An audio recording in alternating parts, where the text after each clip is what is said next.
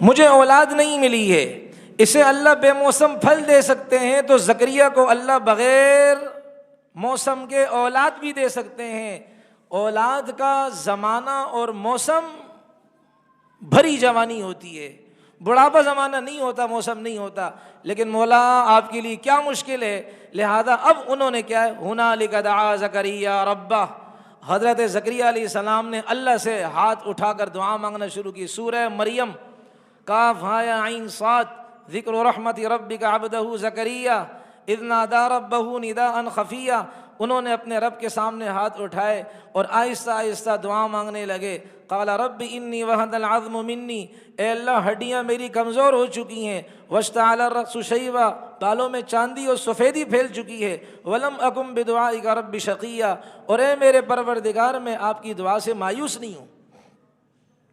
اس لیے بخاری شریف کے اندر موجود ہے کہ اللہ تعالیٰ دعا مانگنے والے کی دعا قبول کرتے ہیں، لیکن وہ جلد بازی نہ کرے، جلد بازی نہ کرے، یہ نہ کہے کہ میں نے رب سے مانگا رب نے قبول ہی نہیں کیا، ایسا نہ کہے۔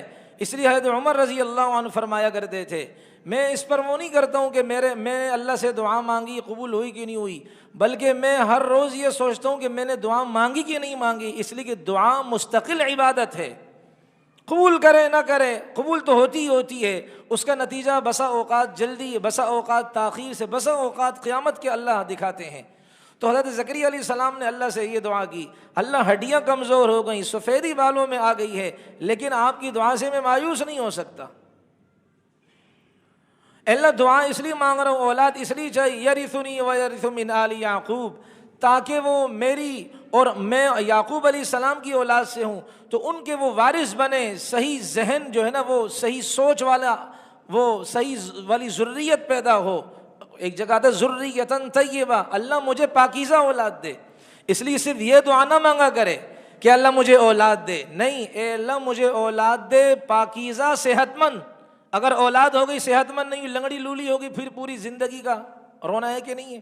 اس لیے اللہ سے دعا یہ مانگے کہ یا اللہ مجھے اولاد دے، پاکیزہ صحت مند اولاد عطا فرما، پاکیزہ سوچ پاکیزہ ہو، مثبت سوچ والا ہو، پاکیزہ عمل کرنے والا ہو، پاکیزہ دیکھنے والا ہو، پاکیزہ جو ہے نا وہ سننے والا ہو، پاکیزہ بولنے والا ہو، پاکیزہ مجالس میں جانے والا ہو، یہ ساری چیزوں کو شامل ہے۔ زکریا علیہ السلام نے فوراً کیا ہے، اللہ تعالیٰ سے یہ دعا مانگی، یا اللہ آپ مریم کو بے موسم پھل عطا فرما سکتے ہیں، مجھے بے موسم اولاد دینے پر بھی آپ کیا ہے، قادر مطلق ہیں، آپ مجھے دے سکتے ہیں۔ اور اللہ تبارک و تعالیٰ نے پھر کیا کہا کہ بھائی کیا ہے، میں نے فیصلہ کر دیا، میں آپ کو کیا کرتا ہوں، اولاد دینے کا میں نے فیصلہ کر دیا۔ اللہ نے فرمایا یا زکریا انا نبشرک بغلام اسمہ یحییٰ، اے زکریا ہم آپ کو خوشخبری دیتے ہیں ایسے بچے کی، ایسے لڑکے کی جس کا نام، اتنے عرصے بعد اگر کسی کی اولاد ہو، ننیال والے بھی ڈنڈا لے کر آ جاتے ہیں، ددیال والے بھی ڈنڈا لے کر آ جاتے ہیں، نام ہم رکھیں گے، وہ کہتے ہیں نام ہم رکھیں گے، ظاہر بات ہے خوشی کی بات ہے۔ اللہ نے فرمایا اتنے عرصے بعد میں تمہیں اولاد دے رہا ہوں، نام بھی میں رکھ رہا ہوں، نام اس کا یحییٰ ہے، حیا والا، زندگی والا، لمبی عمر والا، میں نے اس کا نام رکھ دیا۔ اب اللہ نے یہ اولاد ان کو عطا فرما دی۔ حضرت مریم بڑی ہو گئی، اللہ تعالیٰ نے ان کی پرورش میں رکھا تھا، اللہ نے ان کو، چونکہ ہمارا تو مقصد کیا ہے، حضرت عیسیٰ علیہ السلام کے بارے میں بات عرض کرنی ہے۔ عیسیٰ تو حضرت مریم، اللہ تعالیٰ نے ان کو کیا ہے، عمر عطا فرمائی، شادی نہیں ہے ان کی۔ اب اللہ کا نظام دیکھیں کہ اگلی جو ہے نا وہ رکوع کے اندر اللہ فرماتے ہیں وَاذْكُرْ فِي الْكِتَابِ مریم، مریم کا ذکر کریں آپ۔ پورے قرآن میں کسی عورت کا نام اللہ نے نہیں لیا، اس لیے کہ عورت کا نام لینا قرآن کیا ہے نہیں لیتا، قرآن کا یہ نظام نہیں، سلسلہ نہیں، لیکن ان کا حضرت مریم کا اس لیے لیا کہ حضرت مریم کے ساتھ بہت بڑا خیانت کا معاملہ کیا گیا ہے، اللہ اس معاملے کو صاف کرنا چاہتے ہیں، اس لیے ابن مریم کہا حضرت عیسیٰ کو، ابن اللہ، اللہ کا بیٹا نہیں کہا، ابن مریم کہا، مریم کا بیٹا کہا ہے۔ تو اللہ فرماتے ہیں ذرا ذکر کرو، یاد کرو کتاب میں، دیکھ لو کتاب میں، یاد کرو کتاب میں، کس کے ذکر کو، مریم کے ذکر کو۔ اذ انتبذت من اہلہا مکانا شرقیہ، جب وہ الگ ہو گئیں اپنے گھر والوں سے، مشرقی سمت، مشرق کی طرف وہ چلی گئیں۔ فاتخذت من دونہم حجابا، اور ان سے کیا ہے پردے کی اوٹ میں چلی گئیں. اب شادی نہیں ہے. فارسلنا الیہا روحنا، ہم نے ان کی طرف اپنے روح یعنی روح الامین حضرت جبرائیل امین ان کو ہم نے بھیجا. کس صورت میں؟ فتمثل لہا بشرا سویا، انسانی روپ میں بھیجا. فرشتہ تو اپنی شکل میں، اپنی شکل و صورت میں تو وہ کیا عرش معلیٰ سے لے کر تحت الثری تک ہے ان کا نظام، تو اپنی اصل صورت میں نہیں آئے، انسانی روپ میں آئے. جب ایک چیز انسانی روپ میں آتی ہے تو طاقت بھی پھر وہی والی ہو جاتی ہے. اب انسانی روپ میں آئے، جیسے ہی حضرت مریم کے پاس اکیلے میں آئے تو حضرت مریم حیا والی تھیں، اور جس عورت پر حیا غالب ہوتی ہے وہ اسی قسم کی گفتگو کرتی ہے. حضرت مریم نے کہا انی اعوذ بالرحمن منک ان کنت تقیا، اگر نیک انسان ہو میں اللہ کی پناہ چاہتی ہوں تجھ سے. کہ مطلب یہ کہ تم تو اجنبی ہو میرے لیے، تم کیسے میرے پاس آ گئے ہو خلوت کے اندر. جب عورت پر حیا آتی ہے عورت ایسے ہی الفاظ کا انتخاب کرتی ہے، لیکن جب بے حیائی آ جائے تو پاکستان ٹور پر بیٹی جا رہی اجنبی لڑکوں کے ساتھ، باپ بے شرم کو فکر نہیں ہے، ماں بھی اس کو بھی فکر نہیں ہے، اجنبی لڑکوں کے ساتھ بے غیرتیاں ہو رہی ہیں، اجنبی لڑکوں کے ساتھ گرل فرینڈ بوائے فرینڈ کا نظام چل رہا ہے. 2 ہفتے کیا ہے پاکستان ٹور پر بیٹی ماشاءاللہ جو ہے نا وہ گلچھریاں اڑا رہی ہیں. جب اس لیے رسول اللہ نے فرمایا ایمان اور حیا، الایمان والحیاء قرانا، ایمان اور حیا یہ دونوں کے دونوں جڑواں ہیں. اذا رفع احدهما رفع الاخر، ان میں سے ایک رخصت ہو جاتا ہے تو دوسرا خود بخود اس کے ساتھ چلا جاتا ہے. تو حضرت مریم نے کہا ارے میں اللہ کی پناہ حاصل کرتی ہوں تجھ سے کہ تو کون سا انسان ہے میرے پاس آ گیا، میرا تمہارا کوئی بندھن نہیں، کوئی تعلق نہیں. آگے انہوں نے کہا انما انا رسول ربک، اے مریم گھبرا نہیں، انا رسول ربک، میں تمہارے پروردگار کا فرستادہ بھیجا ہوا پیغام رساں، پیغام پہنچانے والا فرشتہ ہوں. کیوں؟ لأہب لکی غلاما زکیہ، تاکہ اللہ کی طرف سے میں تمہیں پاکیزہ بچہ دوں. قالت انا یکون لی غلام ولم یمسسنی بشر ولم اکو بغیہ، بچہ کیسے ہو سکتا ہے؟ بیٹا ہونے کے 2 ہی راستے ہیں، حلال اور حرام. حلال نکاح کی صورت میں، حرام زنا کی صورت میں. میں نے دونوں کام نہیں کیے، بچہ کیسے ہوگا؟ قال کذالک، کہا جی اللہ کا فیصلہ اسی طرح ہے. قال ربک هو علی ہین، اے مریم تمہارا رب کہتا ہے یہ کام میرے لیے بہت آسان، ہین بہت آسان ہے.